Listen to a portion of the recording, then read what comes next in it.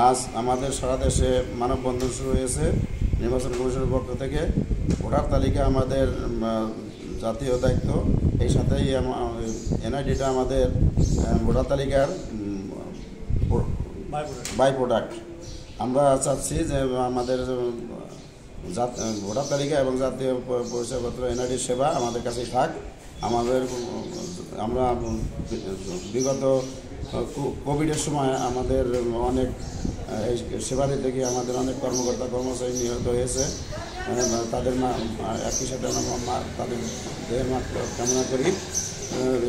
আমাদের এটা আমাদের জন্মগত অধিকার, আমাদের ন্যায্য দাবি, আমাদের এনআইডি যেন আমাদের কাছ থেকে সরে না যায়। এই জন্য আমরা আজকে টুঙ্গিপাড়া উপজেলায় আমরা মানববন্ধন পরিচালনা করছি। আমাদের এর সাথেও আমাদের আরও দাবি আছে, পরিচয়পত্রকে ভোটার আইডি কার্ডে রূপান্তর করতে হবে, ভোটার নম্বর সংযোজন করতে হবে। সার্ভার কপির সাথে অবশ্যই ভোটার তালিকার ডাটাবেস এর সাথে সরাসরি সম্পৃক্ত করতে হবে। বর্তমান জাতীয় পরিচয়পত্রে বিদ্যমান গণপ্রজাতন্ত্রী বাংলাদেশ সরকারের পরিবর্তে বাংলাদেশ নির্বাচন কমিশন সংযুক্ত করতে হবে। নির্বাচন কমিশনের টপ টু বটম নির্বাচন কমিশনের নিজস্ব কর্মকর্তা দ্বারা পরিচালিত করতে হবে। মাঠ পর্যায়ের কার্যালয়সমূহে অতি দ্রুত গাড়ি ব্যবস্থা করতে হবে।